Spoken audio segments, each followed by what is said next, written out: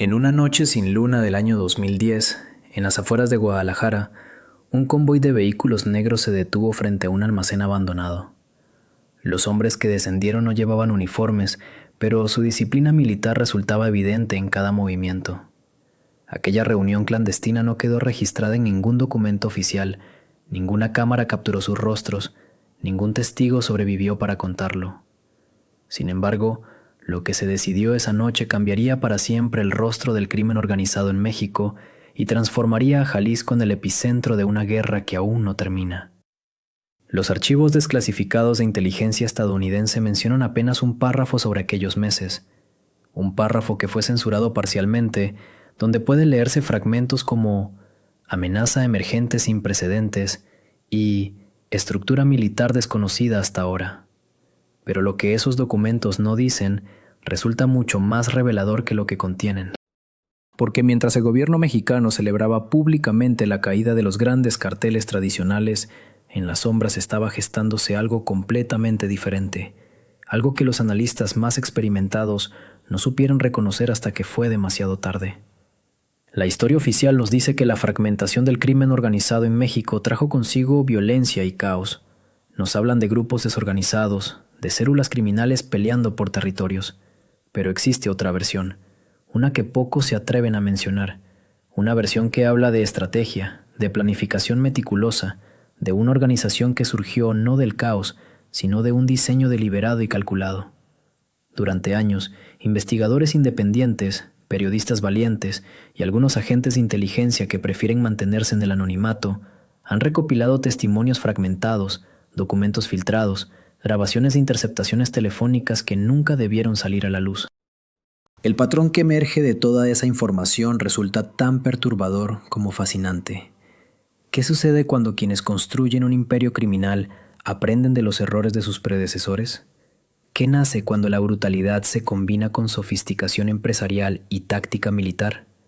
La respuesta a esas preguntas tiene un nombre que hoy resuena en los pasillos del poder, en las redacciones de periódicos internacionales y en las reuniones secretas de seguridad nacional. Los orígenes del cártel Jalisco Nueva Generación se remontan a una época donde el crimen organizado mexicano atravesaba su propia revolución interna.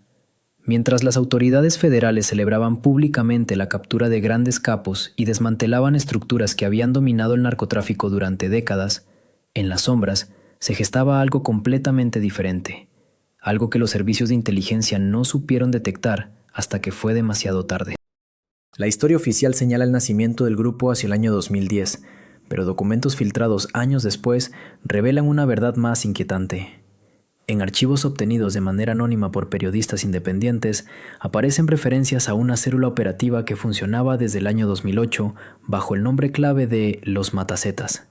Aquellos informes, marcados como clasificados, describían un grupo de sicarios excepcionalmente entrenados, cuya única misión inicial consistía en combatir la expansión de los Zetas en territorio jalisciense. Lo que resulta perturbador de estos documentos no es tanto su existencia, sino lo que revelan sobre quién financió y organizó aquella estructura paramilitar.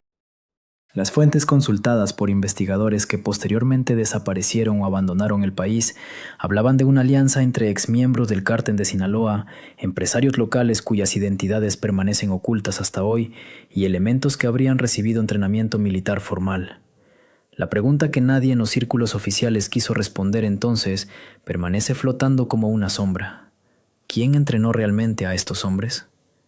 Un testimonio anónimo recogido en el año 2013 por una organización de derechos humanos describe el momento en que los Matacetas comenzaron a transformarse en algo más grande.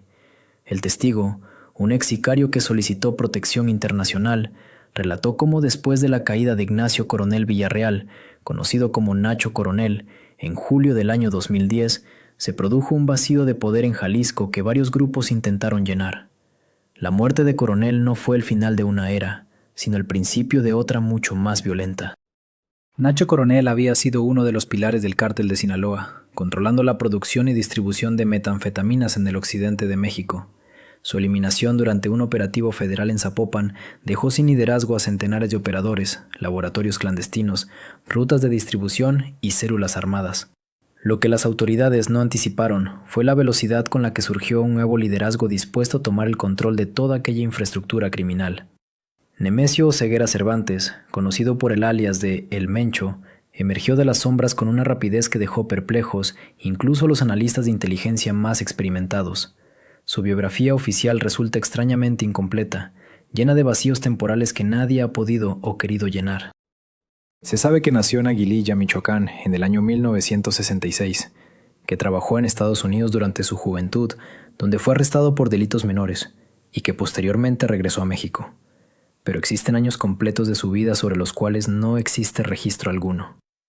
Un informe elaborado por la Administración para el Control de Drogas estadounidense, parcialmente desclasificado en el año 2017, menciona que Oseguera habría formado parte de operaciones del Cártel del Milenio durante la década de los 90.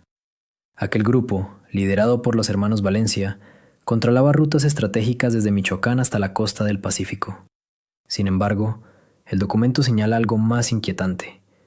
Durante un periodo específico entre los años 2004 y 2006, Oseguera desaparece completamente de los radares de inteligencia. No hay registros de arrestos, menciones en investigaciones, fotografías de vigilancia ni testimonios de informantes. Simplemente se esfumó. Cuando reaparece en el año 2008 ya no es un operador más. Los reportes lo sitúan como jefe de seguridad de Ignacio Coronel, pero con un nivel de autonomía inusual. Controlaba células armadas propias, mantenía contactos directos con productores de químicos precursores y, según testimonios recogidos posteriormente, había comenzado a establecer una red de lealtades que trascendía las estructuras tradicionales del cartel. La transformación de los Matacetas en el Cártel Jalisco Nueva Generación no fue un cambio de nombre casual. Representó un quiebre estratégico fundamental en la manera de operar del crimen organizado mexicano. Mientras otros grupos se fragmentaban en disputas internas tras la captura o muerte de sus líderes, el CJNG adoptó un modelo descentralizado pero coordinado, inspirado aparentemente en estructuras militares modernas. Un video aparecido en Internet en septiembre del año 2011 mostró algo que heló la sangre de quienes entendían su significado. Decenas de hombres uniformados, con armamento de alto calibre y pasamontañas, formados en líneas perfectas como soldados regulares, declaraban públicamente su existencia como Cártel Jalisco Nueva Generación. No era la primera vez que un grupo criminal se presentaba públicamente, pero la disciplina mostrada, el equipo táctico que portaban y la coordinación de sus movimientos revelaban algo diferente. Aquello no era una pandilla callejera que había crecido. Era una organización con capacidades operativas comparables a las de fuerzas especiales. Los analistas de seguridad que revisaron aquel material identificaron detalles perturbadores. Los fusiles de asalto que portaban no eran armas improvisadas del mercado negro, sino armamento militar de grado profesional. Los chalecos tácticos, los sistemas de comunicación, incluso la forma en que estaban posicionados los vehículos en el fondo del video, todo indicaba entrenamiento formal. ¿Dónde habían adquirido esas capacidades? ¿Quién los había instruido? La estrategia inicial del CJNG se centró en consolidar el control total de Jalisco, particularmente de Guadalajara y su zona metropolitana. Pero la metodología empleada difería radicalmente de la de otros cárteles. En lugar de buscar simplemente controlar plazas para el tráfico de drogas, el grupo implementó un modelo de control territorial integral que incluía extorsión sistemática a comerciantes, infiltración en instituciones gubernamentales locales y eliminación quirúrgica de cualquier competencia. Un empresario de Guadalajara, cuya identidad permanece protegida, describió en una entrevista clandestina realizada en el año 2014 cómo el cártel no solo exigía cuotas, sino que ofrecía un servicio de seguridad privada ilegal. Negocios que pagaban recibían protección efectiva contra otros criminales, resolución expedita de conflictos comerciales y hasta mediación en disputas laborales. Era un estado paralelo operando a plena luz del día. La violencia desatada durante esta fase de consolidación alcanzó niveles sin precedentes. El 26 de noviembre del año 2011, 35 cuerpos aparecieron abandonados en plena avenida Lázaro Cárdenas, una de las arterias principales de Guadalajara, durante la hora pico de la tarde. El mensaje era inequívoco. El CJNG controlaba la ciudad y nadie, ni autoridades ni grupos rivales, podía impedirlo. La primera señal de que algo inusual estaba ocurriendo llegó a manos de la Agencia de Investigación Criminal en los primeros días de enero de 2011. Un sobre Manila, sin remitente, depositado en la Oficina Regional de Guadalajara durante la madrugada. Dentro había fotografías granuladas, tomadas aparentemente con teleobjetivo, que mostraban reuniones clandestinas en ranchos alejados de la zona metropolitana. Hombres de traje oscuro junto a uniformados, vehículos oficiales estacionados frente a propiedades que, según los registros públicos, pertenecían a empresarios fantasma. El sobre venía acompañado de una nota mecanografiada en máquina antigua, sin firmar, que decía simplemente: «Están construyendo un ejército mientras ustedes duermen». Los analistas archivaron el material como información anónima no verificable, rutina burocrática. Pero 3 semanas después, el agente que había recibido ese sobre fue encontrado muerto en su automóvil, en un aparente suicidio que dejó demasiadas preguntas sin respuesta. Su familia insistió en que jamás había mostrado signos de depresión. Sus compañeros recordaban que había comentado algo sobre seguir una pista interesante días antes de su muerte. El caso se cerró rápidamente, demasiado rápidamente según algunos. Lo que ese sobre contenía era la evidencia temprana de un fenómeno que las autoridades no querían reconocer: la transformación del crimen organizado mexicano desde estructuras tradicionales hacia algo que parecía más una corporación militar que una banda criminal. Mientras los operativos federales se concentraban en capturar líderes históricos del narcotráfico, una nueva generación había comenzado a reclutar con métodos nunca antes vistos en el país. Los testimonios de habitantes de poblaciones rurales en Jalisco, Michoacán y Colima revelaban un patrón inquietante. Jóvenes desempleados, muchos de ellos con entrenamiento militar previo, recibían ofertas de trabajo que prometían salarios mensuales de entre 30 y 50 mil pesos. Las entrevistas se realizaban en hoteles discretos de ciudades medianas. Los reclutadores llegaban en camionetas de lujo, vestían como empresarios legítimos y presentaban contratos formales con cláusulas de confidencialidad. Hablaban de seguridad privada y protección de intereses comerciales. Solo después los reclutas descubrían la verdadera naturaleza de su empleador.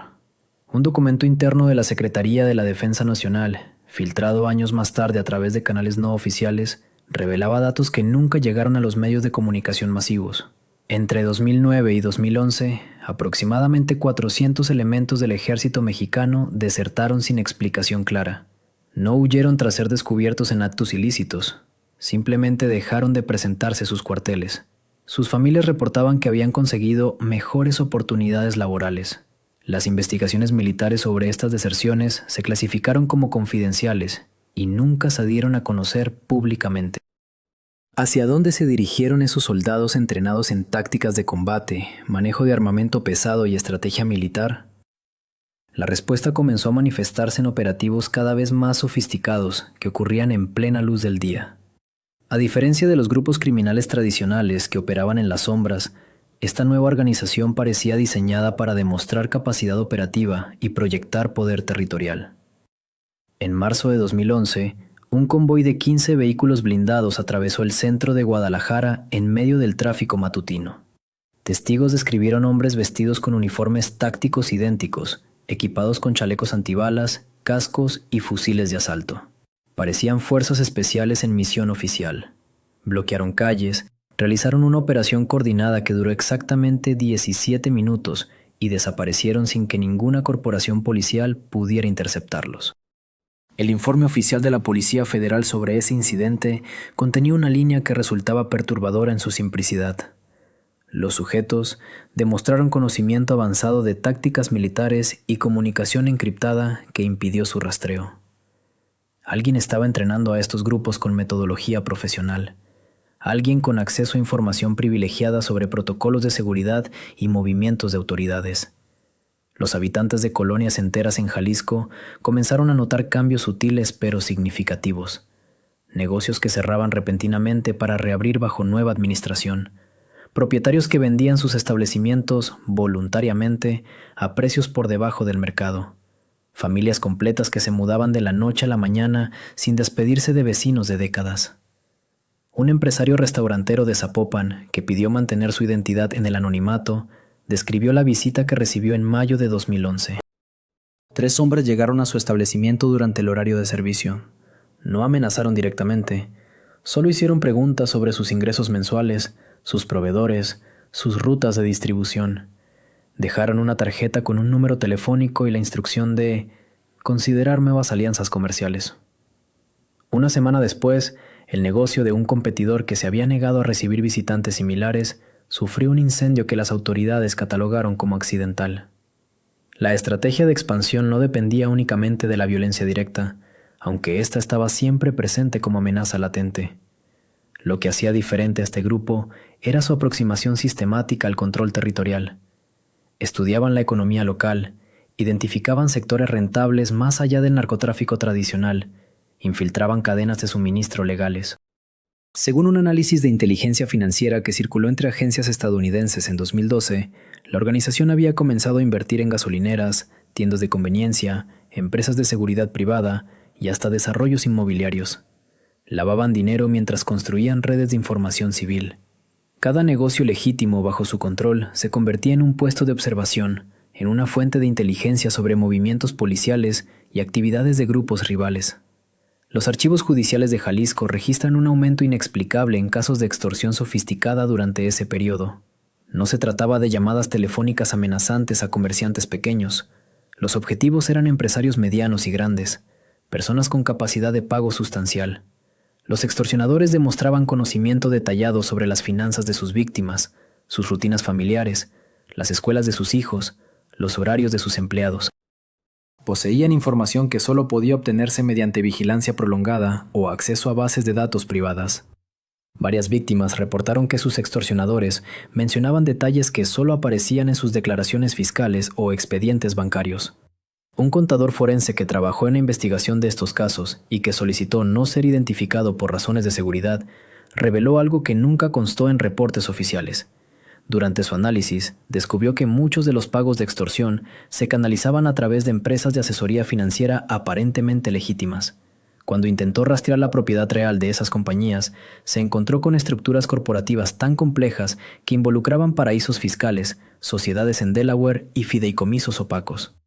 Presentó su hallazgo a sus superiores. Le ordenaron cerrar esa línea de investigación sin explicación. 2 meses después, fue removido de su puesto por reorganización administrativa. El verdadero golpe maestro de esta organización emergente no fue militar ni financiero. Fue algo mucho más insidioso: la construcción de legitimidad social en territorios específicos. Comenzaron a aparecer despensas en comunidades marginadas con el logo de Fundaciones de Ayuda Comunitaria, que nadie podía rastrear legalmente. Se organizaban eventos deportivos para jóvenes patrocinados por empresas fantasma. Se reparaban calles y se instalaba alumbrado público en colonias olvidadas por el gobierno municipal. Los residentes sabían o intuían quién financiaba realmente esas mejoras. Pero cuando el Estado había abandonado a esas comunidades durante décadas, la procedencia del dinero se volvía un dilema moral cada vez más difuso. ¿Cómo se combate a una organización que construye escuelas mientras ejecuta enemigos, que emplea a miles de personas en empresas legales mientras trafica toneladas de drogas? La respuesta seguía sin encontrarse cuando los primeros indicios de una guerra territorial sin precedentes comenzaban a manifestarse en el horizonte del occidente mexicano. Las fotografías del sobre Manila representaban solo la punta del iceberg. Durante las semanas siguientes al descubrimiento de ese material comprometedor, 3 agentes federales asignados al caso comenzaron a experimentar situaciones que desafiaban cualquier explicación razonable. El primero de ellos, un veterano investigador de 43 años llamado Ricardo Maldonado, notó que su vehículo personal había sido manipulado. Los frenos respondían con un segundo de retraso, apenas perceptible, pero suficiente para causar un accidente mortal en las carreteras sinuosas de la región. Maldonado sobrevivió porque ese día decidió tomar el transporte público, una corazonada inexplicable que él mismo describió posteriormente como un instinto de supervivencia activado sin motivo aparente. El segundo agente no tuvo la misma fortuna. Su nombre era Gabriel Ortiz, un analista de inteligencia que había comenzado a trazar las conexiones financieras detrás de las reuniones clandestinas. Ortiz murió el 23 de febrero de 2011 en circunstancias catalogadas oficialmente como suicidio. Lo encontraron colgado en su departamento del centro de Guadalajara, con una nota de despedida escrita a mano que sus colegas inmediatamente reconocieron como extraña. Gabriel era zurdo, pero la nota estaba escrita con la mano derecha. El detalle fue mencionado en el informe preliminar y luego, misteriosamente, eliminado de las versiones subsecuentes del documento. La tercera agente, una mujer joven de nombre Patricia Serrano, desapareció sin dejar rastro. Sus últimas comunicaciones oficiales indicaban que había identificado un patrón inquietante en los movimientos de capital hacia cuentas en el Caribe. Mencionó cifras que superaban los 300 millones de pesos mensuales, flujos de dinero que parecían surgir de la nada y distribuirse a través de una red de empresas fantasma. Serrano envió su último reporte la noche del 12 de marzo de 2011. Al día siguiente, su escritorio estaba vacío, su computadora desaparecida, y ningún colega recordaba haberla visto salir del edificio. Los expedientes internos de la Agencia de Investigación Criminal revelan algo aún más perturbador. Durante ese mismo periodo, entre enero y abril de 2011, 17 investigadores federales solicitaron traslados urgentes fuera de Jalisco. Algunos alegaron razones familiares, otros problemas de salud, pero las entrevistas extraoficiales contaban una historia diferente.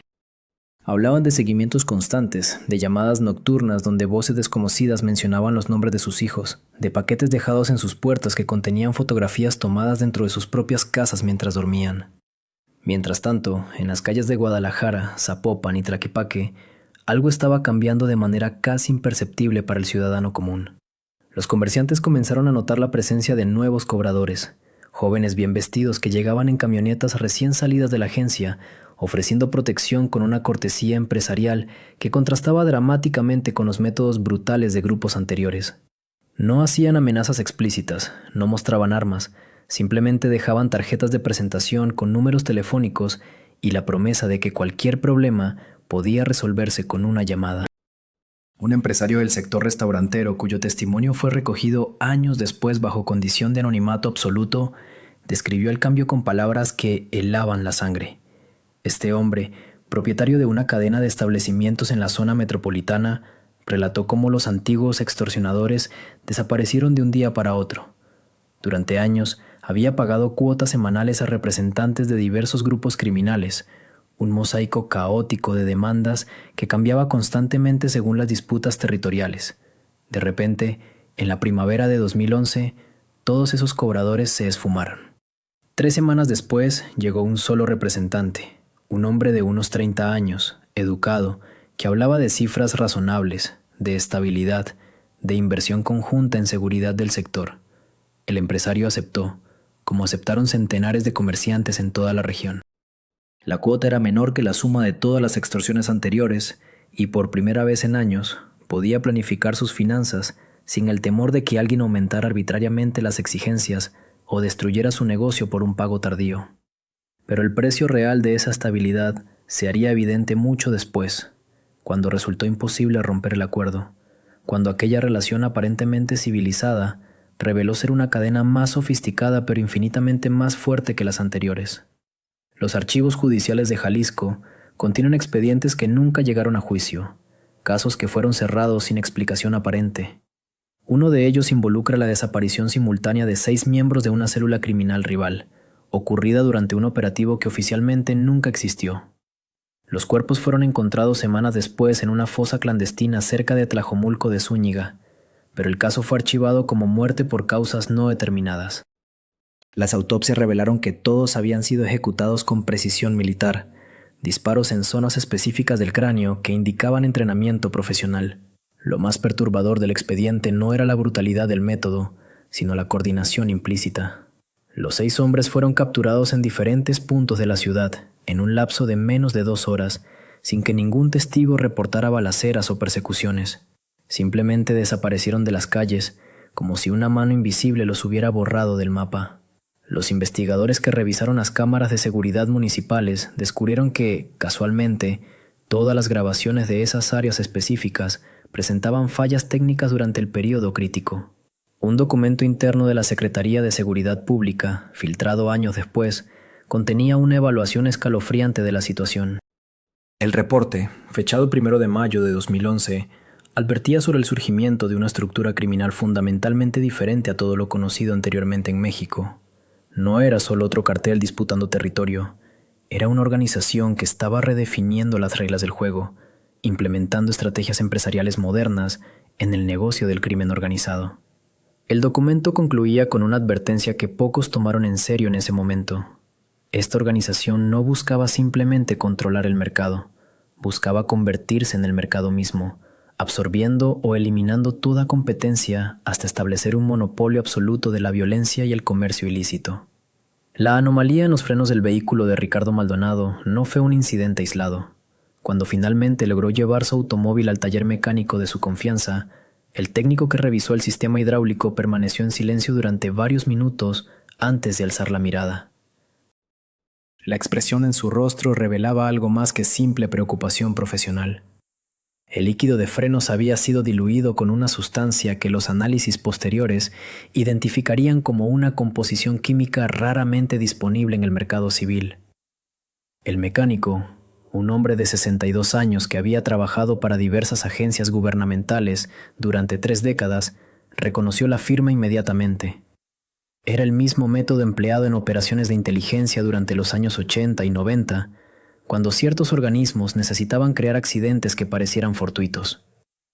La segunda investigadora del equipo, Patricia Solís, enfrentó una situación igualmente perturbadora apenas 4 días después del incidente de Maldonado. Al regresar a su departamento en la Ciudad de México durante la noche del 23 de abril del año 2014, encontró su puerta entreabierta. Nada había sido robado. Sus documentos permanecían en su lugar. Su computadora seguía sobre el escritorio. Las joyas de su madre descansaban intactas en el joyero. Sin embargo, alguien había dejado un mensaje inequívoco. Sobre su cama, cuidadosamente dispuestas en forma de cruz, yacían 6 fotografías. Eran imágenes de Patricia tomadas durante la última semana, comprando en el supermercado, entrando al edificio federal donde trabajaba, visitando a su madre en Cuernavaca, corriendo en el parque. La última fotografía mostraba a su sobrina de 8 años saliendo de la escuela. El tercer agente, Miguel Ángel Torres, simplemente desapareció. Había salido de su oficina en Guadalajara la tarde del 29 de abril con la intención de reunirse con un informante. Sus últimas palabras a su asistente fueron rutinarias, casi aburridas en su normalidad. Mencionó que estaría de regreso en 2 horas, 3 como máximo. Nunca regresó. Su teléfono celular fue encontrado 3 semanas después en un contenedor de basura a 17 kilómetros del punto de encuentro. La tarjeta SIM había sido extraída con precisión quirúrgica. Su vehículo apareció abandonado en el estacionamiento de un centro comercial en Zapopan, limpio de huellas digitales, sin una sola gota de sangre, sin rastros de violencia. Las cámaras de seguridad del establecimiento habían experimentado una falla técnica inexplicable justo durante las 4 horas críticas de esa tarde. El expediente oficial sobre la desaparición de Torres ocuparía eventualmente 342 páginas. Ninguna de ellas revelaría algo útil. Mientras tanto, en los archivos clasificados que Ricardo Maldonado había comenzado a examinar antes de que su vida se convirtiera en una pesadilla de paranoia justificada, emergía un patrón perturbador. Los documentos desclasificados parcialmente bajo solicitudes de transparencia mostraban que entre los años 2010 y 2014, al menos 17 agentes federales y estatales asignados a investigaciones relacionadas con el crimen organizado en Jalisco habían muerto en circunstancias oficialmente catalogadas como accidentales, 7 de ellos en accidentes automovilísticos, 3 por intoxicación alimentaria aguda, 2 en incendios domésticos, 5 por causas catalogadas como naturales, aunque todos ellos tenían menos de 50 años y gozaban de buena salud según sus últimos exámenes médicos. Las estadísticas desafiaban cualquier cálculo de probabilidad razonable. Un documento interno de la Procuraduría General de la República, fechado el 14 de junio del año 2013, admitía en lenguaje cauteloso que existían irregularidades en al menos 11 de estos casos. El memorándum, firmado por un funcionario cuyo nombre había sido redactado con tinta negra, sugería la posibilidad de que una organización criminal hubiera desarrollado capacidades operativas equivalentes a las de un servicio de inteligencia estatal. La frase final del documento permanecía sin redactar, visible en toda su inquietante claridad. Los niveles de sofisticación observados exceden cualquier precedente conocido en la historia del narcotráfico mexicano. Ricardo Maldonado obtuvo una copia de ese memorándum a través de canales que prefirió nunca revelar. Lo leyó en la soledad de una habitación de hotel en Querétaro, donde había comenzado a pasar las noches después de abandonar su residencia habitual. La lectura lo mantuvo despierto hasta el amanecer, no por el contenido en sí mismo, sino por lo que implicaba. Si una organización criminal había alcanzado ese nivel de capacidad operativa en el año 2013, ¿qué habría logrado desarrollar durante el año siguiente, cuando él y su equipo comenzaron a hurgar en asuntos que aparentemente alguien consideraba demasiado sensibles? Patricia Solís, después del incidente en su departamento, tomó una decisión drástica. Envió a su madre y a su sobrina a vivir temporalmente con familiares en Texas, utilizando contactos personales para evitar dejar rastros oficiales del movimiento. Ella misma solicitó una transferencia temporal a la oficina de Monterrey, alegando razones personales. La solicitud fue aprobada con una rapidez sospechosa. 2 días antes de su partida programada, recibió una llamada telefónica en su teléfono celular personal, un número que supuestamente solo conocían familiares cercanos y colegas de máxima confianza. La voz del otro lado era masculina, joven, tranquila hasta el punto de resultar antinatural. «Monterrey también tiene escuelas», dijo la voz, y colgó. Patricia Solís renunció a la Procuraduría 3 días después. Su carta de renuncia, de apenas 6 líneas, no ofrecía explicaciones. Actualmente vive en Calgary, Canadá, trabajando como consultora para una empresa de seguridad privada. Rechaza todas las solicitudes de entrevista. En la única ocasión en que un periodista logró confrontarla brevemente en el estacionamiento de su oficina, sus palabras fueron escasas pero reveladoras. Hay verdades que cuestan vidas, no solo la de quien las descubre, sino la de todos quienes ama. Los archivos que habían iniciado esta cadena de eventos permanecían bajo custodia federal, teóricamente inaccesibles, pero fragmentos comenzaron a filtrarse a través de canales paralelos. Copias parciales, fotografías de documentos tomadas con teléfonos celulares, transcripciones mecanografiadas con errores deliberados para proteger las fuentes. El material sugería que entre los años 2009 y 2011, mientras los grandes carteles tradicionales se fragmentaban bajo la presión militar y las guerras internas, algo diferente estaba tomando forma en Jalisco. No era simplemente otra organización criminal más. Era una estructura que había estudiado meticulosamente los errores de sus predecesores y había llegado a conclusiones que cambiarían la naturaleza misma de la guerra. La sustancia química rara que encontraron en el sistema de frenos del automóvil de Ricardo Maldonado contenía trazas de un compuesto industrial poco común, utilizado normalmente en la fabricación de componentes electrónicos. El laboratorio forense que realizó el análisis envió un informe preliminar que jamás llegó a las autoridades correspondientes. El técnico responsable del análisis, un químico de 42 años llamado Ernesto Valdés, murió 3 semanas después en circunstancias que el reporte oficial clasificó como suicidio. Su cuerpo fue encontrado en su departamento del norte de Guadalajara con una nota escrita a mano que sus familiares juraron no reconocer como su letra habitual. La investigación se cerró en menos de 72 horas. Mientras tanto, en las entrañas de la ciudad, algo invisible estaba tomando forma. Los informes de inteligencia que circulaban entre agencias gubernamentales durante el año 2010 hablaban de una reorganización sin precedentes en la estructura del crimen organizado de Jalisco. No se trataba de los viejos cárteles que la población había aprendido a temer. Esta vez, la amenaza emergente poseía características diferentes, casi empresariales. Los analistas que estudiaban los patrones de violencia notaron un cambio radical en la metodología. Ya no eran ejecuciones improvisadas ni territorios disputados con violencia desorganizada. Ahora había planificación, logística, una visión estratégica que recordaba más a una corporación multinacional que a una banda criminal tradicional. Un documento clasificado fechado el 12 de octubre de 2011, obtenido años después por periodistas de investigación, revelaba observaciones inquietantes. El texto, redactado por un agente de inteligencia cuyo nombre fue completamente borrado, describía una estructura organizacional dividida en células operativas independientes, pero conectadas mediante un sistema de comunicación sofisticado. La red se expandía no mediante la confrontación directa con grupos rivales, sino a través de alianzas calculadas, absorción de pequeñas organizaciones locales y eliminación quirúrgica de líderes que se resistían. El documento concluía con una frase que nadie en las altas esferas quiso tomar en serio en ese momento. Estamos ante la evolución del crimen organizado en México. Lo que viene no tiene comparación con lo que hemos enfrentado antes.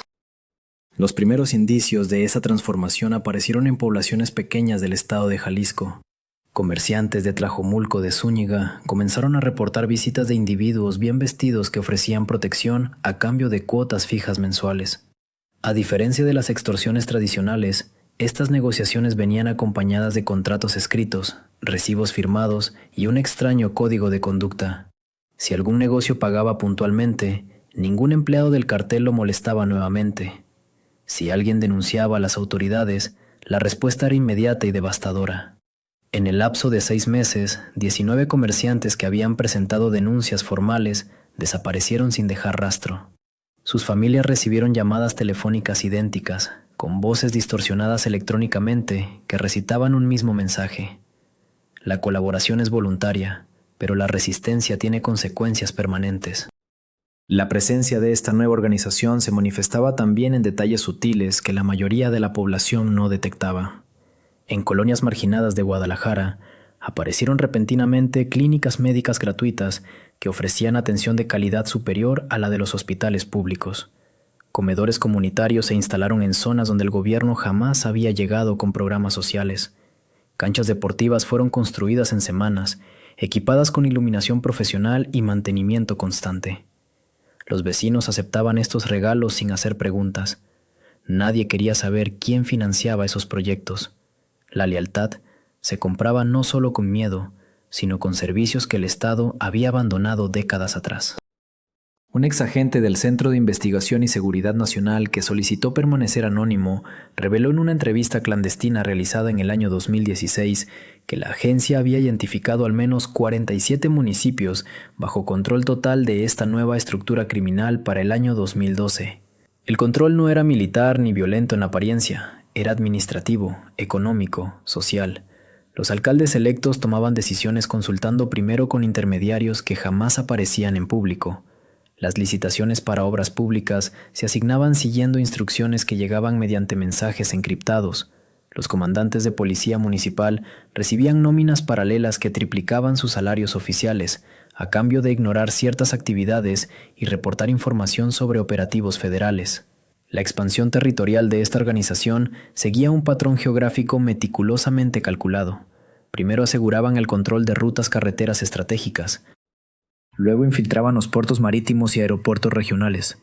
Finalmente, establecían presencia en zonas fronterizas con otros estados. Cada movimiento estaba precedido por meses de trabajo de inteligencia. Enviaban observadores que se hacían pasar por comerciantes, transportistas o trabajadores migrantes. Estos individuos recolectaban información sobre las autoridades locales, identificaban a los líderes criminales menores que controlaban pequeños territorios y evaluaban las debilidades en los sistemas de seguridad municipal. Un caso documentado con precisión escalofriante ocurrió en el municipio de Teocaltiche durante el mes de marzo del año 2013. El alcalde electo, un hombre de 54 años con trayectoria intachable y reputación de honestidad, recibió una visita en su oficina 2 semanas después de asumir el cargo. 3 hombres vestidos con trajes oscuros llegaron sin cita previa, saludaron cortésmente a la secretaria y entraron al despacho cerrando la puerta tras ellos. La reunión duró exactamente 17 minutos. Cuando los visitantes se retiraron, el alcalde permaneció sentado en su escritorio durante casi 1 hora, inmóvil, con la mirada fija en la ventana. Esa misma tarde presentó su renuncia alegando problemas de salud. Abandonó el estado con su familia 48 horas después. Nunca volvió a hablar públicamente sobre lo ocurrido en aquella reunión. Los registros telefónicos intervenidos por agencias federales durante operaciones de inteligencia revelaron conversaciones cifradas que mencionaban repetidamente una estructura llamada simplemente la empresa. Las transcripciones mostraban diálogos donde se discutían cuotas de producción, rutas de distribución, penetración de mercados y eliminación de competencia. El lenguaje utilizado era idéntico al de cualquier corporación transnacional. Se hablaba de recursos humanos, capacitación de personal, indicadores de desempeño y planes de expansión trimestral. La única diferencia era que los productos no se vendían en supermercados y los empleados que fallaban en sus objetivos no eran despedidos, simplemente desaparecían. La documentación sobre la muerte de Ernesto Valdés desapareció del Archivo Municipal de Guadalajara durante una revisión rutinaria en el verano de 2015. La empleada que descubrió la ausencia, una archivista llamada Patricia Flores, reportó la anomalía a su supervisor inmediato. 48 horas después, Patricia dejó de presentarse a trabajar. Su apartamento en la colonia americana estaba vacío, como si alguien hubiera empacado meticulosamente cada objeto personal. Los vecinos recordaban haber visto una camioneta blanca sin placas estacionada frente al edificio durante toda la noche anterior. Nadie más hizo preguntas. El hermano menor de Ernesto, un ingeniero mecánico llamado Alberto Valdés, había guardado durante años una copia del informe preliminar que su hermano le entregó 3 días antes de morir. El documento, escrito en papel membretado del laboratorio forense, contenía datos técnicos sobre la composición química encontrada en el sistema de frenos del vehículo de Ricardo Maldonado. Entre las anotaciones manuscritas al margen, Ernesto había escrito una frase que Alberto nunca comprendió del todo. Composición idéntica a muestra folio 7039, caso Sinaloa, marzo 2011. Alberto intentó acceder a ese folio mediante solicitudes oficiales de información. Todas fueron rechazadas bajo argumentos de seguridad nacional. El caso Sinaloa al que Ernesto hacía referencia correspondía a una serie de accidentes vehiculares ocurridos entre 2010 y 2011, todos ellos involucrando a miembros de células criminales rivales que operaban en la zona del Triángulo Dorado. Los informes públicos hablaban de fallos mecánicos, conductores en estado de ebriedad, condiciones climáticas adversas, pero en los círculos forenses se susurraba otra versión. Un técnico jubilado del Servicio Médico Forense de Culiacán, entrevistado bajo condición de anonimato, reveló que al menos 7 de esos accidentes presentaban características técnicas imposibles de explicar mediante hipótesis convencionales. Los vehículos, todos ellos modelos recientes y con mantenimiento regular, mostraban signos de manipulación química en los sistemas hidráulicos, el mismo compuesto raro, el mismo patrón de degradación molecular acelerada. Durante el periodo en que ocurrieron estos accidentes misteriosos, el cártel de Sinaloa experimentaba una fragmentación interna que pocos analistas anticiparon. Figuras clave de la estructura operativa morían en circunstancias variadas, tiroteos, emboscadas, pero también accidentes que parecían fortuitos. Mientras tanto, en Jalisco, un grupo relativamente pequeño comenzaba a expandirse con una velocidad que desafiaba toda lógica criminal conocida. No utilizaban la violencia indiscriminada como método principal. Su estrategia era más sofisticada, más calculada. Eliminaban obstáculos específicos con precisión quirúrgica, dejando tras de sí una narrativa de coincidencias trágicas que las autoridades aceptaban sin cuestionamientos profundos. Un documento interno de la Policía Federal, filtrado a medios periodísticos en 2016, mencionaba la existencia de un equipo técnico especializado que operaba para organizaciones criminales en México. El informe, clasificado como reservado, describía a este equipo como compuesto por profesionales con entrenamiento en ingeniería química, mecánica automotriz y electrónica industrial. Según el documento, estos especialistas no residían permanentemente en México. Llegaban para trabajos específicos, permanecían el tiempo necesario y desaparecían sin dejar rastro electrónico o documental. Los métodos que empleaban eran tan sofisticados que los forenses tardaban semanas en detectar anomalías y cuando lo hacían, los responsables ya estaban fuera del país. El periodista que recibió la filtración del documento, un reportero de investigación de 45 años con 15 años de experiencia cubriendo narcotráfico, preparaba un reportaje especial cuando recibió una llamada anónima. La voz al otro lado de la línea le advirtió con claridad meridiana que publicar esa información comprometería no solo su vida, sino la de su familia.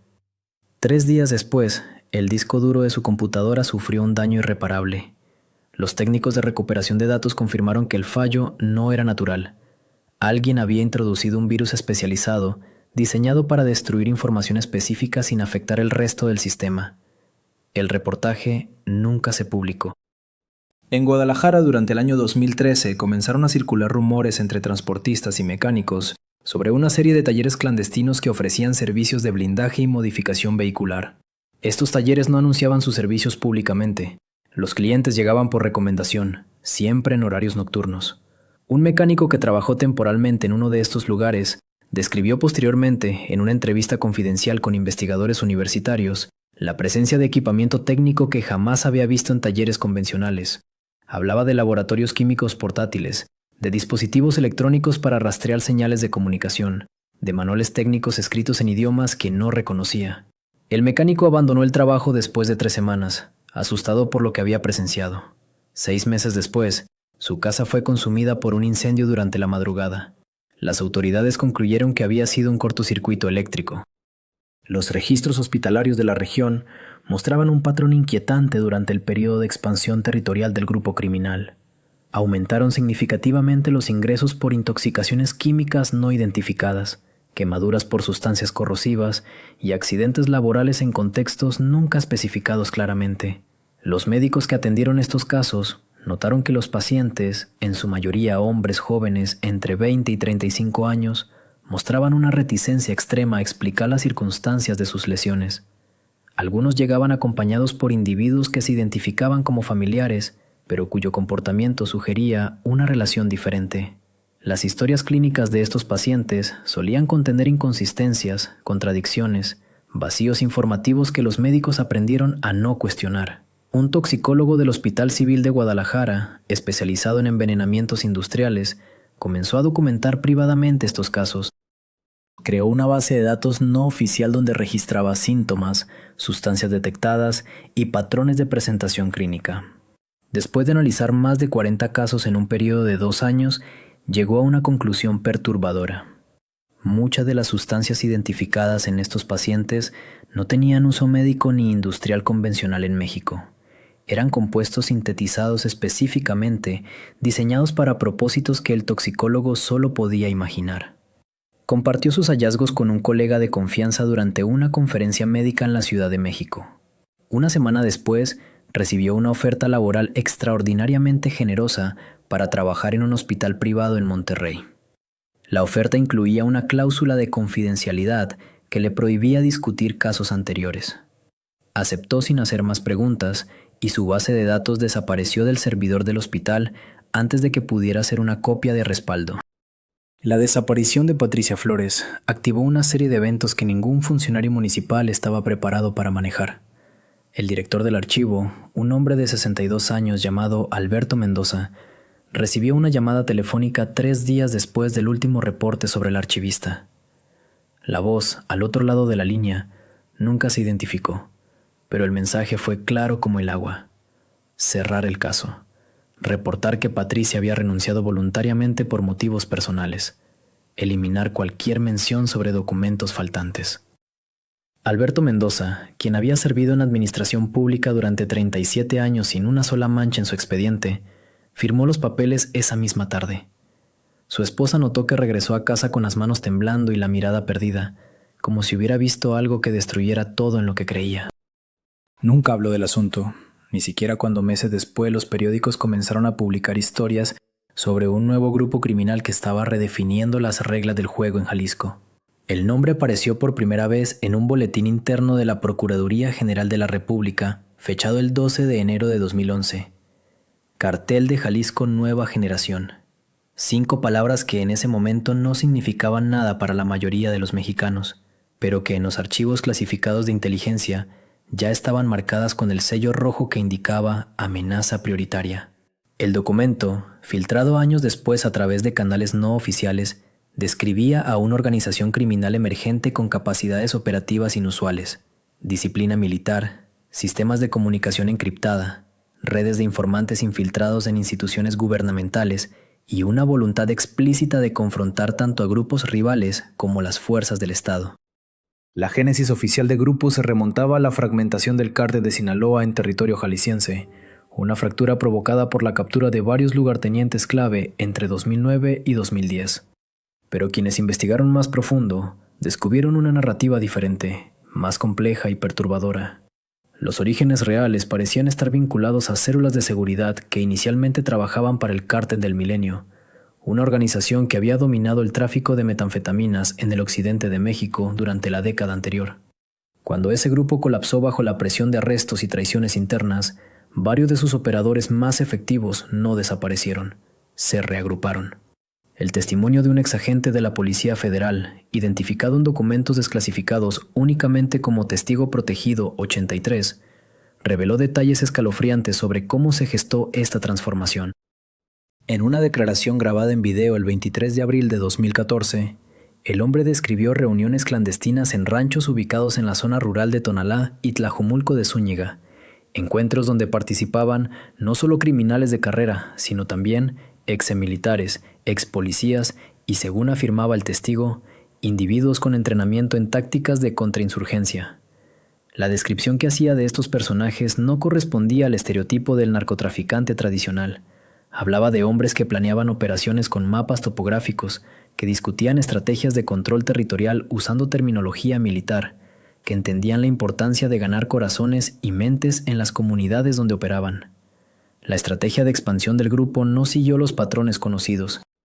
Mientras otros cárteles se enfocaban en corredores específicos hacia la frontera norte, esta organización implementó un modelo radicalmente diferente: dominio absoluto del territorio de origen como plataforma para proyectar poder hacia afuera.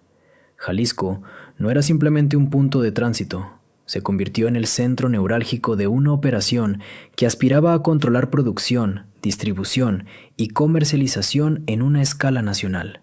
Los primeros indicios de esta ambición aparecieron en reportes policiales rutinarios que inicialmente no llamaron atención de analistas de alto nivel.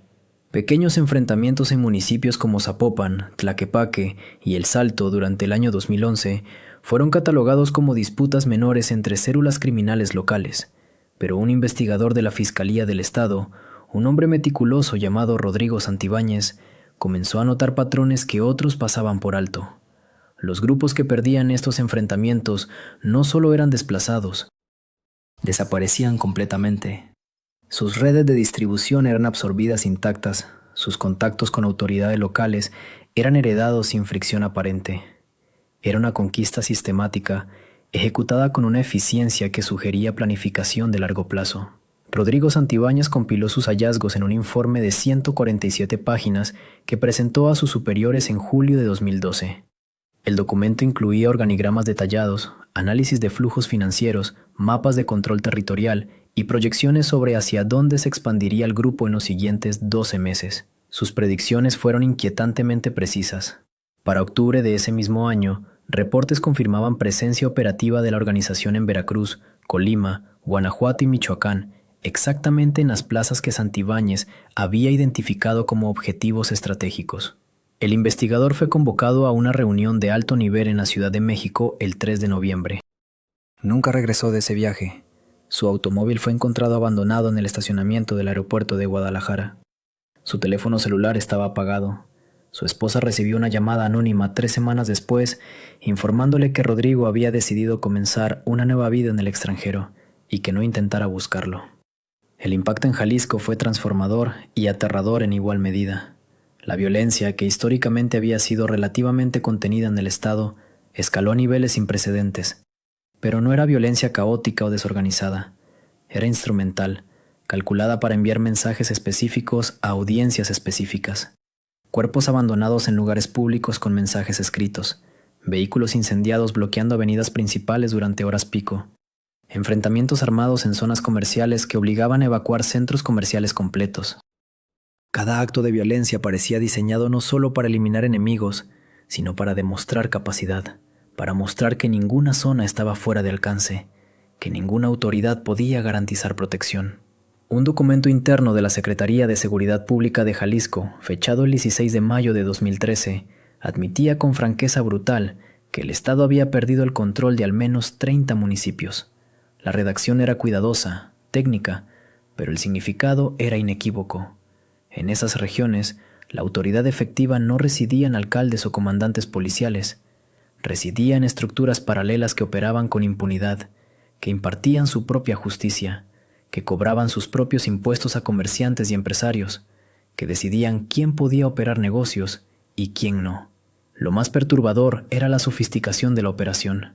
No se trataba simplemente de hombres armados imponiendo su voluntad a través del terror. Existía una dimensión política y social en la estrategia que pocos analistas estaban dispuestos a reconocer públicamente. En comunidades donde el Estado había estado ausente durante décadas, donde servicios básicos eran inexistentes y oportunidades económicas escasas, la organización llenaba vacíos, pavimentaba calles que los gobiernos municipales nunca arreglaron, organizaba eventos deportivos para jóvenes, distribuía despensas en temporadas de crisis, creaba empleos, aunque fueran empleos dentro de una economía ilícita. Era control territorial en su forma más completa, una versión oscura y retorcida de gobernanza que combinaba represión despiadada con clientelismo pragmático. Alberto Mendoza nunca cumplió aquella orden telefónica.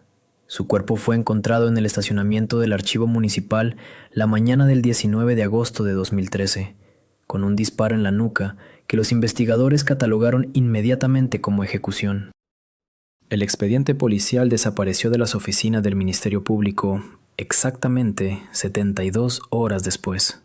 Lo que nadie supo en aquel momento fue que Mendoza, antes de morir, había logrado hacer una última llamada desde su teléfono celular a un número registrado en la Ciudad de México. La persona que respondió aquella madrugada era Carlos Montaño, periodista de investigación que durante años había seguido el rastro de organizaciones criminales en el occidente del país. Montaño llegó a Guadalajara el 23 de agosto, 2 días después de que el entierro de Mendoza se realizara en absoluto silencio.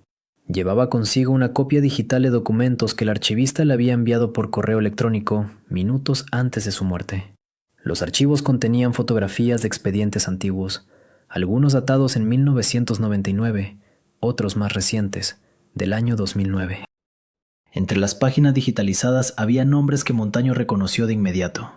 Ignacio Coronel Villarreal, conocido como Nacho Coronel, un operador clave del cartel de Sinaloa que había controlado Jalisco durante años. Pero lo que verdaderamente llamó su atención fueron las anotaciones manuscritas en los márgenes de algunos documentos, escritas con la letra apretada de Patricia Flores. Una de esas notas decía: reunión confirmada, enero 2010, los Queenies presentes, transición acordada, ver anexo 7. El anexo 7 nunca apareció en los archivos que Mendoza envió. Montaño pasó 3 días reconstruyendo el contexto. Los Queenies eran conocidos en círculos de inteligencia como una organización familiar dedicada al lavado de dinero, liderada por Abigail González Valencia y sus hermanos. Lo que pocos sabían era que esta estructura financiera había comenzado a operar en Jalisco mucho antes de que el nombre Cartel de Jalisco Nueva Generación se convirtiera en una amenaza nacional. Patricia había descubierto algo más profundo. La transformación del crimen organizado en el Estado no fue espontánea ni producto del caos. Fue meticulosamente planificada.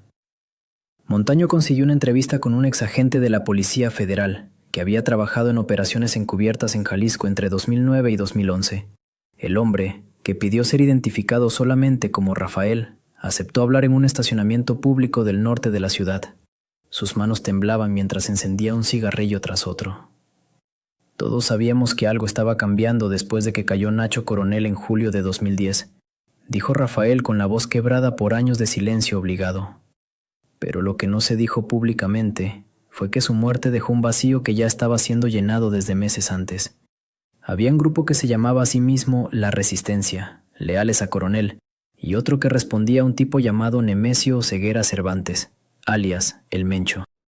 Cuando Patricia comenzó a investigar, encontró que los enfrentamientos entre esos grupos no eran simples guerras territoriales, eran parte de una depuración interna.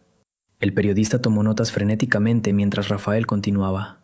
Patricia descubrió documentos que mostraban cómo el Mencho y sus socios habían establecido contactos con estructuras financieras de los Queenies años antes de la muerte de Coronel. No fue casualidad, fue una transición empresarial. Ella encontró registros de propiedades compradas en Puerto Vallarta, Guadalajara y Colima entre 2008 y 2009, todas bajo nombres de empresas fantasma que terminaban conectadas a la misma red. Cuando intentó rastrear los dueños reales, comenzó a recibir advertencias. Rafael apagó su cigarrillo y miró directamente a Montaño. Lo último que supe de ella fue en marzo de 2013. Me llamó una noche, muy tarde, diciéndome que había encontrado evidencia de que funcionarios estatales habían facilitado la expansión del grupo que más tarde se conocería como CJNG. Mencionó nombres de políticos, de empresarios locales, de mandos policiales. Dijo que iba a entregar todo al gobierno federal. 3 días después, desapareció. Los documentos que Patricia compiló nunca llegaron a manos federales, pero una copia fragmentada había quedado en el archivo municipal, escondida entre expedientes de trámites administrativos sin importancia aparente. Esa copia era lo que Alberto Mendoza intentó proteger antes de morir. Montaño visitó las direcciones que aparecían en los documentos enviados por Mendoza. Una de ellas correspondía a una bodega abandonada en el municipio de Tlajomulco de Zúñiga, al sur de Guadalajara. El lugar había sido registrado en 2009 bajo el nombre de una empresa de logística que dejó de operar oficialmente en 2011. Los vecinos recordaban movimiento constante de camiones durante la madrugada, pero nadie había hecho preguntas. Cuando Montaño llegó, la bodega estaba vacía, las paredes marcadas por humedad y abandono. Sin embargo, en una esquina del terreno encontró restos quemados de documentos. Entre las cenizas, rescató un fragmento de papel con un sello oficial de la Secretaría de Seguridad Pública Estatal y una fecha, 18 de febrero de 2010. El hallazgo confirmaba lo que Patricia había comenzado a documentar. La estructura que eventualmente se convertiría en el Cartel de Jalisco Nueva Generación no surgió del vacío ni de la violencia espontánea. Fue el resultado de una reorganización calculada, financiada con anticipación, protegida por complicidades institucionales y ejecutada con una precisión que sugería asesoría externa. Los registros mostraban cómo, entre 2009 y 2011, mientras los medios de comunicación reportaban enfrentamientos como producto del caos post-Calderón, en realidad se estaba construyendo la organización criminal más sofisticada que México había visto en décadas. Montaño intentó publicar su investigación en noviembre de 2013. Su editor rechazó el material, argumentando falta de fuentes verificables y riesgo legal.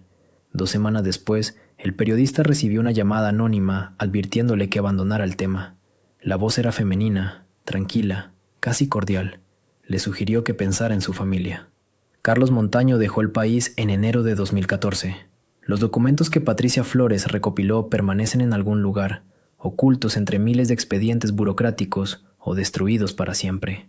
La verdadera historia del origen del CJNG sigue siendo un misterio protegido por el silencio de quienes saben demasiado y el miedo de quienes se atreven a preguntar. Alberto Mendoza nunca cumplió aquella orden telefónica. Su cuerpo fue encontrado en el estacionamiento del archivo municipal la mañana del 19 de agosto de 2013, con un disparo en la nuca que los investigadores catalogaron inmediatamente como ejecución. El expediente policial desapareció de las oficinas del Ministerio Público exactamente 72 horas después. Lo que nadie supo en aquel momento fue que Mendoza, antes de morir, había logrado hacer una última llamada desde su teléfono celular. La grabación de esa conversación, recuperada años más tarde por un técnico forense que prefirió permanecer anónimo, contenía apenas 3 palabras susurradas con urgencia desesperada. Ya están aquí, compañero. La historia del Cártel Jalisco Nueva Generación no terminó con las capturas mediáticas ni con los operativos espectaculares que los noticieros transmitieron en horario estelar. Tampoco concluyó con los discursos presidenciales que prometían el fin de la violencia o con las estadísticas oficiales que mostraban supuestas reducciones en los índices delictivos. La verdad es que la investigación sobre este fenómeno criminal sigue abierta, con carpetas clasificadas que permanecen selladas en oficinas gubernamentales de al menos 3 países. Los documentos que logramos reunir durante meses de trabajo revelan apenas una fracción de una maquinaria que transformó para siempre el panorama de la violencia organizada en México. Los archivos desclasificados muestran conexiones que las autoridades prefieren no discutir públicamente, vínculos financieros que atraviesan instituciones aparentemente legítimas, nombres de funcionarios cuyas trayectorias presentan coincidencias inquietantes, movimientos bancarios que nunca fueron investigados con la profundidad necesaria. Cada documento abre más preguntas que respuestas, como si la verdad completa estuviera deliberadamente fragmentada entre distintas jurisdicciones y niveles de gobierno. Lo que comenzó como una escisión dentro de una organización criminal se convirtió en un modelo exportable de violencia sistemática y control territorial. Las estrategias que implementaron en Jalisco fueron replicadas en Guanajuato, en Veracruz, en Michoacán, dejando tras de sí un rastro de comunidades devastadas y economías locales sometidas. Pero más allá de los titulares sangrientos y las cifras de homicidios, existe una estructura más profunda que pocas investigaciones se atreven a explorar completamente. Los testimonios que permanecen ocultos en expedientes judiciales hablan de una planificación que superó ampliamente la capacidad de respuesta estatal. Mientras las corporaciones policiales se reorganizaban constantemente y las estrategias de seguridad cambiaban con cada nueva administración, la estructura criminal mantuvo una coherencia operativa que resulta perturbadora. Hubo quienes advirtieron sobre esta amenaza emergente desde el año 2011, voces que fueron sistemáticamente ignoradas o silenciadas. El caso del comandante Héctor Saldaña ilustra perfectamente esta dinámica del silencio institucional. Saldaña había preparado un informe exhaustivo sobre las rutas de expansión del cartel, documento que incluía mapas detallados, fotografías de reconocimiento y una lista de colaboradores civiles. El informe fue presentado en una reunión de coordinación estatal en octubre de 2012. 3 semanas después, Saldaña solicitó una licencia médica inesperada y desapareció de la vida pública. Su informe jamás fue mencionado en subsecuentes reuniones de seguridad. Cuando un periodista intentó localizarlo 2 años más tarde, los vecinos de su última dirección conocida aseguraron que nunca había vivido nadie con ese nombre en el edificio. Las técnicas de reclutamiento que empleó la organización revelan un entendimiento sofisticado de las dinámicas sociales en las regiones más vulnerables del país. No se limitaron a cooptar mediante violencia o intimidación. Crearon estructuras paralelas de bienestar social en comunidades abandonadas por el gobierno. Financiaron torneos deportivos juveniles. Ofrecieron préstamos a tasas accesibles para pequeños comerciantes. Esta estrategia de penetración comunitaria generó lealtades que ninguna campaña gubernamental podría revertir fácilmente. Los registros hospitalarios de Guadalajara entre los años 2014 y 2017 muestran un incremento del 300% en ingresos por heridas de arma de fuego. Pero más inquietante resulta el patrón geográfico de estos casos. Se concentraban sistemáticamente en zonas donde el cartel estaba disputando territorios con organizaciones rivales.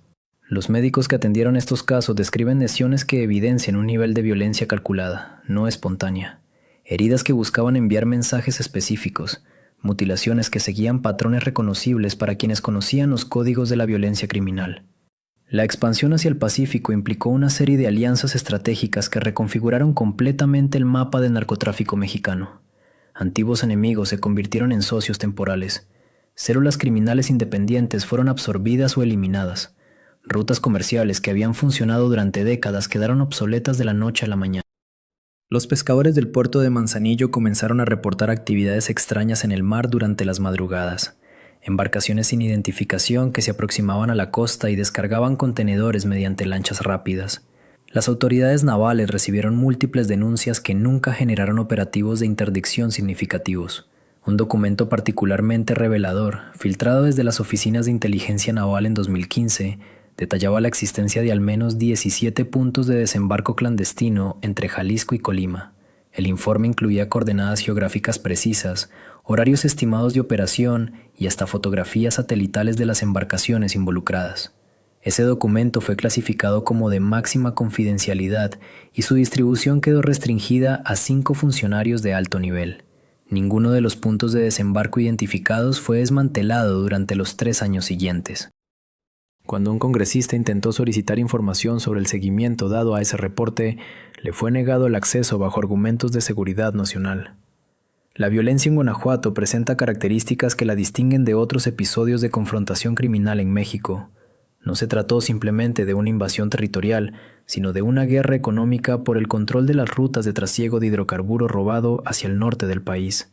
Las tomas clandestinas de ductos de Pemex se multiplicaron exponencialmente mientras el cartel establecía una red de distribución que involucraba a transportistas, gasolineros y hasta funcionarios municipales. Los operadores locales que se resistieron a integrarse fueron eliminados con una brutalidad que sembró terror en comunidades enteras. Las cifras oficiales reconocen más de 30,000 homicidios dolosos en Guanajuato entre 2018 y 2022. Pero las organizaciones civiles que documentan la violencia en el Estado manejan números significativamente superiores, incluyendo desapariciones que nunca fueron reportadas oficialmente y ejecuciones que las autoridades clasificaron como muertes por causas distintas. En municipios como Celaya, Salamanca e Irapuato, los residentes desarrollaron protocolos informales de seguridad: no transitar por ciertas calles después del anochecer, evitar responder preguntas de desconocidos, ignorar los enfrentamientos armados y refugiarse inmediatamente en interiores al escuchar disparos. El análisis de las comunicaciones interceptadas durante operativos de inteligencia muestra una estructura organizacional que replica modelos empresariales legítimos. Existían departamentos específicos para finanzas, logística, recursos humanos, relaciones públicas y hasta áreas dedicadas a innovación tecnológica. Los mandos medios recibían capacitación constante, había evaluaciones de desempeño y sistemas de incentivos basados en resultados. Esta profesionalización de la actividad criminal generó una eficiencia operativa que superó ampliamente la capacidad de respuesta de las instituciones de seguridad tradicionales. Uno de los elementos más perturbadores de esta investigación es la evidencia de colaboración sistemática entre miembros de corporaciones policiales y operadores del cartel. No se trata de casos aislados de corrupción individual, sino de estructuras completas infiltradas desde sus niveles directivos. En al menos 4 municipios de Jalisco, comandantes de policía fueron posteriormente acusados de proporcionar información operativa, adelantar operativos de captura y hasta participar directamente en enfrentamientos armados del lado criminal. Los procesos judiciales contra estos funcionarios han avanzado con una lentitud que muchos interpretan como protección institucional. La estrategia de comunicación mediática del cartel representa otro capítulo inquietante de esta historia. A diferencia de organizaciones criminales anteriores que evitaban la exposición pública, Esta estructura desarrolló un aparato de propaganda sofisticado. Videos producidos profesionalmente circulaban en redes sociales mostrando convoyes armados, arsenales impresionantes y mensajes directos a autoridades y rivales. Estos materiales no eran simples demostraciones de fuerza, sino herramientas psicológicas diseñadas para proyectar una imagen de poder invencible y presencia omnisciente. Los especialistas en comunicación estratégica que han analizado estos contenidos identifican técnicas propias del marketing comercial y la propaganda política. Uso de música específica para generar respuestas emocionales, edición cinematográfica para maximizar impacto visual, narrativas construidas para generar simpatía o terror según el público objetivo. Algunos videos incluían subtítulos en inglés, sugiriendo una audiencia internacional. Otros mostraban actos de supuesta justicia comunitaria, presentando al cartel como protector de la población frente a criminales menores o autoridades corruptas. La respuesta gubernamental ante este fenómeno ha oscilado entre la negación y la militarización extrema. Durante años, funcionarios de distintos niveles minimizaron la amenaza, describiendo al cartel como una organización criminal más entre muchas otras. Cuando la violencia alcanzó niveles imposibles de ignorar, la estrategia viró hacia operativos de alto impacto que generaban capturas mediáticas, pero raramente desarticulaban estructuras operativas completas. Cada detención de un líder visible era seguida por una reorganización interna que mantenía funcionando la maquinaria criminal con mínimas interrupciones. El caso del operativo en Tlajomulco de Zúñiga durante mayo de 2015 ejemplifica esta dinámica. Elementos de fuerzas federales rodearon una propiedad rural donde supuestamente se encontraba reunida la cúpula del cartel. El enfrentamiento resultante dejó un saldo oficial de 8 presuntos delincuentes abatidos y 3 detenidos.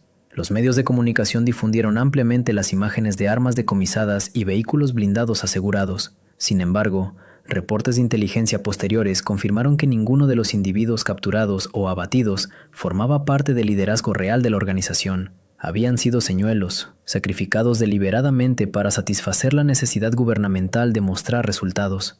Las ramificaciones internacionales de esta estructura criminal permanecen parcialmente ocultas tras muros burocráticos y jurisdicciones que dificultan la investigación transnacional.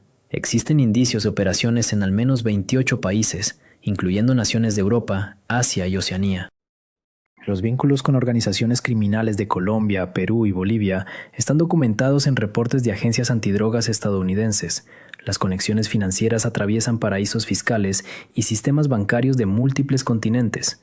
Sin embargo, la cooperación internacional para desmantelar estas redes enfrenta obstáculos que van desde diferencias legales hasta resistencias políticas de gobiernos que prefieren no reconocer la presencia de estructuras criminales mexicanas en sus territorios. Un informe clasificado de la Agencia Antidrogas estadounidense, parcialmente revelado mediante solicitudes de libertad de información, menciona la existencia de células operativas del cartel en ciudades como Los Ángeles, Chicago, Nueva York y Atlanta. Estas células no solamente distribuyen sustancias, sino que controlan redes de lavado de dinero, extorsión a comunidades migrantes y hasta tráfico de personas.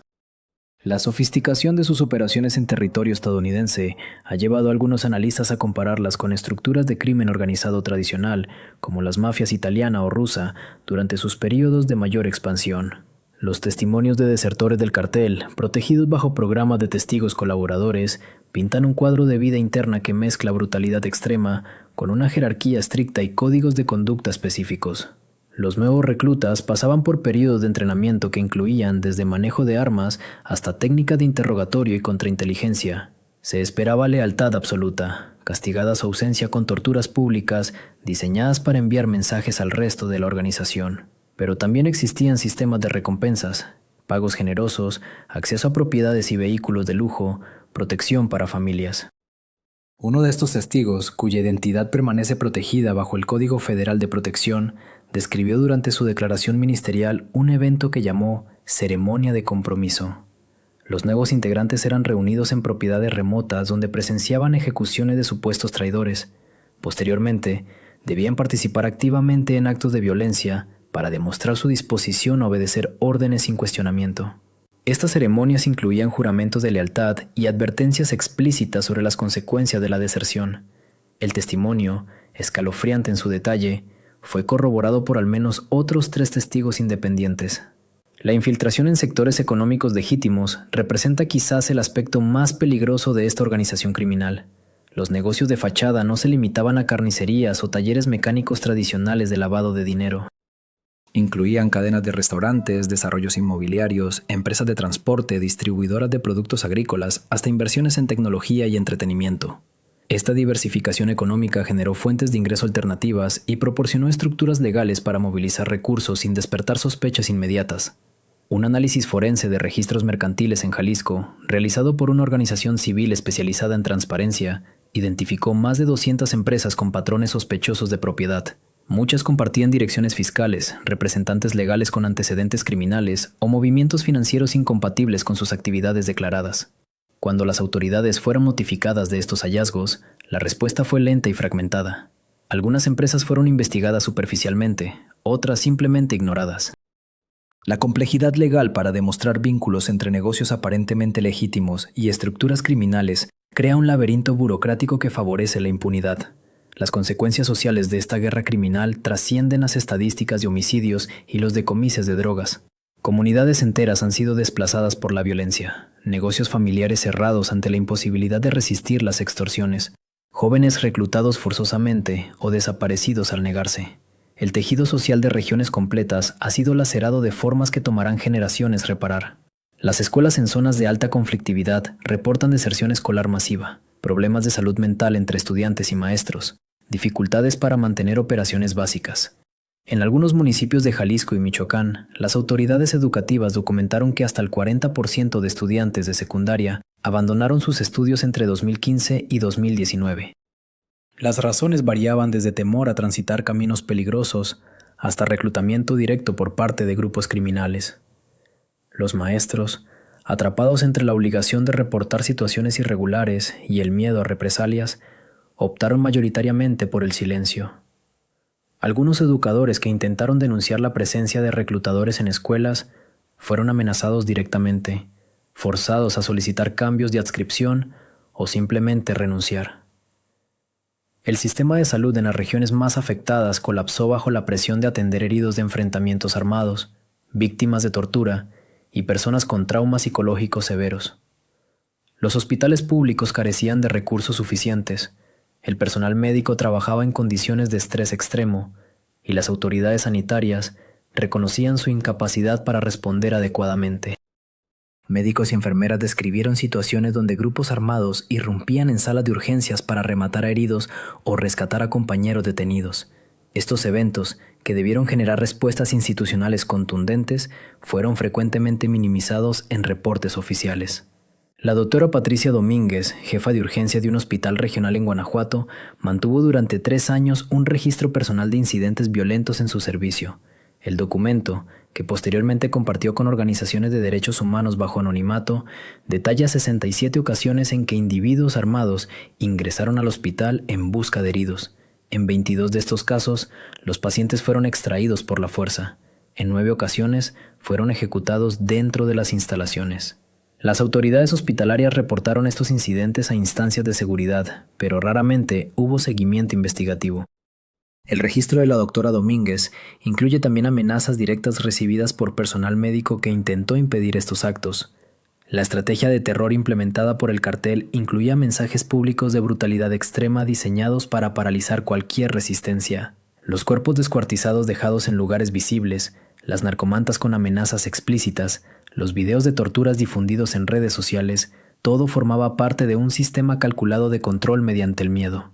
Estas tácticas no eran espontáneas ni resultado de violencia descontrolada, sino herramientas deliberadas de dominación territorial y psicológica.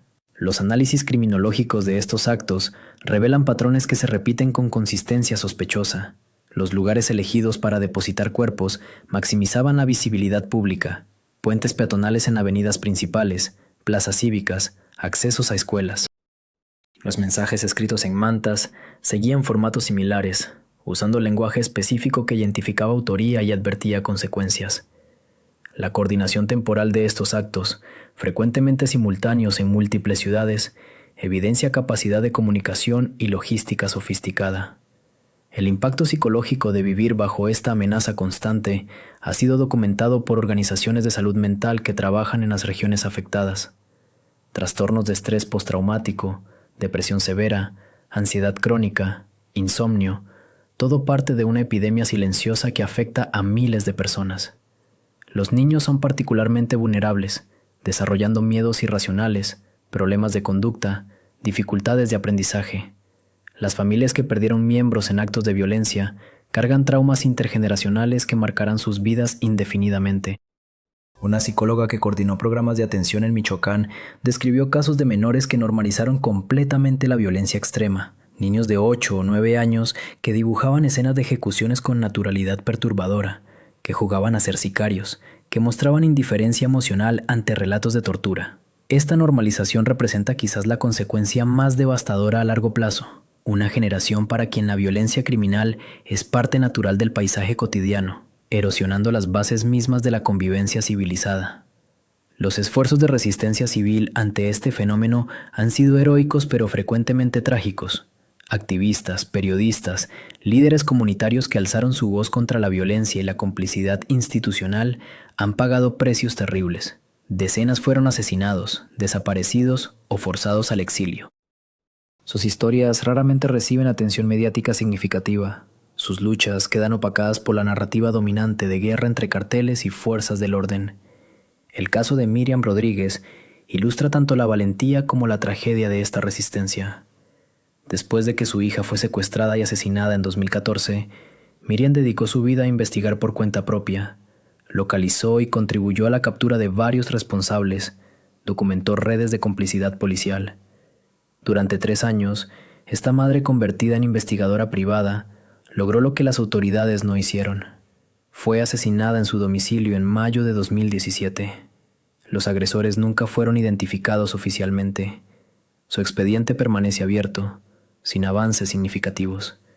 Las solicitudes de información pública sobre casos relacionados con el cartel enfrentan sistemáticamente obstáculos burocráticos. Respuestas evasivas, clasificaciones de seguridad nacional, inexistencia conveniente de documentos, todo contribuye a mantener opacidad sobre aspectos cruciales de esta historia.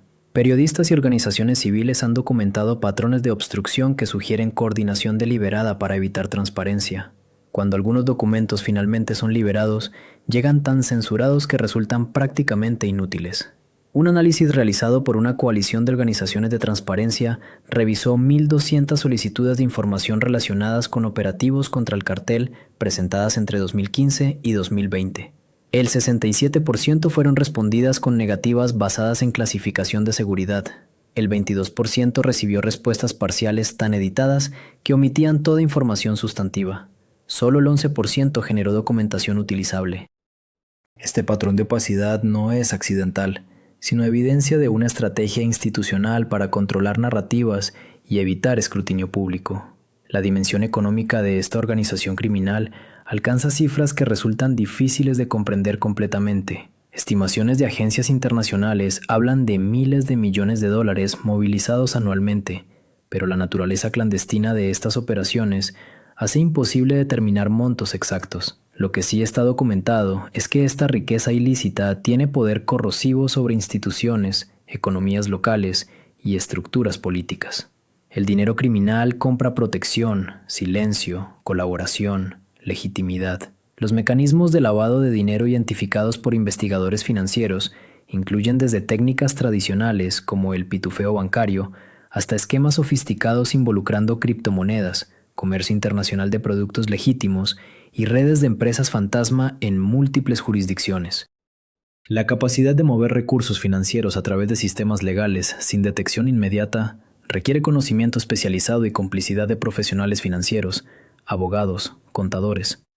Algunos de estos facilitadores han sido procesados, pero representan apenas la superficie de una red mucho más extensa. Un contador forense que colaboró con investigaciones federales describió estructuras de lavado que involucraban hasta 50 empresas interconectadas, moviendo recursos en círculos diseñados para confundir el rastreo. Los fondos entraban al sistema financiero formal mediante negocios de efectivo intensivo, casinos, joyerías, casas de cambio. De ahí se transferían a empresas de servicios, constructoras, exportadoras. Cada movimiento aparentaba legitimidad individual, pero el patrón completo revelaba flujos diseñados exclusivamente para limpiar dinero criminal. Desmantelar estas estructuras requiere recursos investigativos, coordinación internacional y voluntad política que frecuentemente no existen. La guerra entre carteles por el control de territorios y rutas ha generado niveles de violencia que superan muchos conflictos armados internacionales. Las cifras de homicidios en México durante los últimos 15 años rivalizan con zonas de guerra reconocidas, pero sin el marco legal ni la atención internacional que reciben conflictos bélicos formales. Esta violencia criminal existe en un limbo jurídico donde las víctimas raramente reciben justicia y los perpetradores operan con impunidad prácticamente garantizada. Los enfrentamientos armados en ciudades como Guadalajara, Zamora o Celaya han involucrado arsenales que incluyen lanzagranadas, rifles de alto poder, vehículos blindados artesanalmente. Testigos describen batallas que duraron horas, con disparos sostenidos que obligaron a poblaciones enteras a refugiarse. Las fuerzas de seguridad frecuentemente llegaron después de terminados los combates, encontrando calles vacías salvo por casquillos de municiones y manchas de sangre. La capacidad de fuego de estos grupos criminales iguala o supera en ocasiones la de corporaciones policiales municipales e incluso estatales. El silencio que rodea muchos de estos eventos es tan perturbador como la violencia misma. Enfrentamientos que debieron dominar titulares nacionales fueron minimizados en reportes oficiales, descritos como incidentes menores o directamente omitidos de estadísticas públicas. Los medios de comunicación locales, intimidados por amenazas directas o autocensura, redujeron su cobertura a comunicados oficiales. Esta invisibilización mediática crea la ilusión de normalidad mientras comunidades viven aterrorizadas. Un periodista que cubrió violencia en Jalisco durante 5 años y que posteriormente solicitó asilo en el extranjero, explicó la dinámica de censura informal que domina el periodismo regional.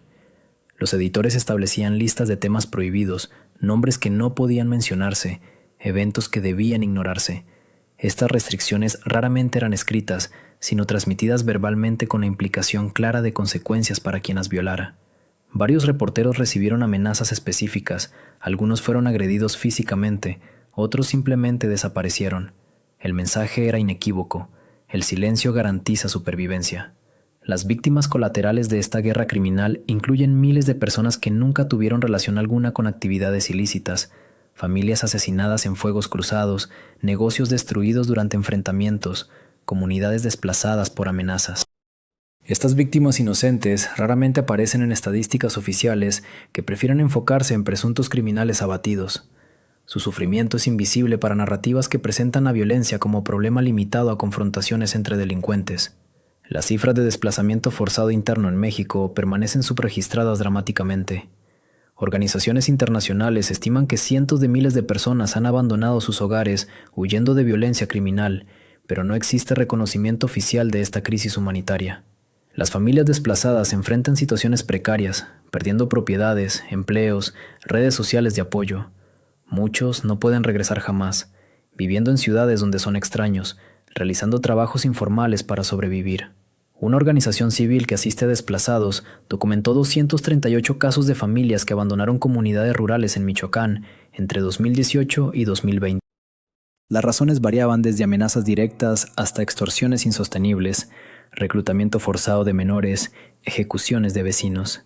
Estas familias llegaron a ciudades como Morelia o Guadalajara sin recursos, sin redes de apoyo, frecuentemente sin documentación. Las autoridades no ofrecieron programas de asistencia, refugio temporal o protección. Su existencia es liminal, atrapados entre el pasado violento que dejaron y un presente de vulnerabilidad extrema. La captura de líderes visibles del cartel ha sido celebrada mediáticamente como victorias significativas contra el crimen organizado. Sin embargo, el análisis detallado de estas detenciones revela que frecuentemente generan reorganizaciones internas, pero raramente desmantelan estructuras operativas. La organización demostró capacidad notable para sustituir liderazgos, adaptar operaciones y mantener control territorial incluso después de capturas de alto perfil. El caso del operativo que culminó con la detención de uno de los fundadores en 2013 fue presentado como golpe devastador a la estructura criminal.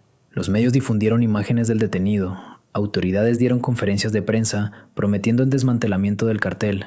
Sin embargo, reportes de inteligencia posteriores confirmaron que la organización no solo continuó operando sin interrupciones significativas, sino que intensificó su expansión territorial en los meses siguientes. El liderazgo fue asumido por operadores igual de capaces, la violencia escaló y las rutas de tráfico permanecieron activas. Esta capacidad de resiliencia organizacional sugiere estructuras más sofisticadas que el modelo tradicional de carteles dependientes de liderazgos carismáticos. Los analistas hablan de descentralización operativa, donde células regionales mantienen autonomía significativa bajo lineamientos estratégicos generales. Este modelo hace extremadamente difícil desarticular la organización mediante capturas individuales, sin importar qué tan alto sea el nivel del detenido. Es como intentar destruir una hidra mitológica. Cada cabeza cortada es reemplazada por otras dos. Las audiencias judiciales contra miembros capturados del cartel han revelado detalles inquietantes sobre corrupción institucional. Testimonios de colaboradores admitieron haber pagado sobornos a policías municipales, estatales, federales, incluso militares. Mencionaron nombres específicos de funcionarios en nómina criminal. Describieron sistemas de protección que involucraban alertas anticipadas de operativos, escoltas oficiales para cargamentos de drogas, participación directa de agentes en secuestros y ejecuciones.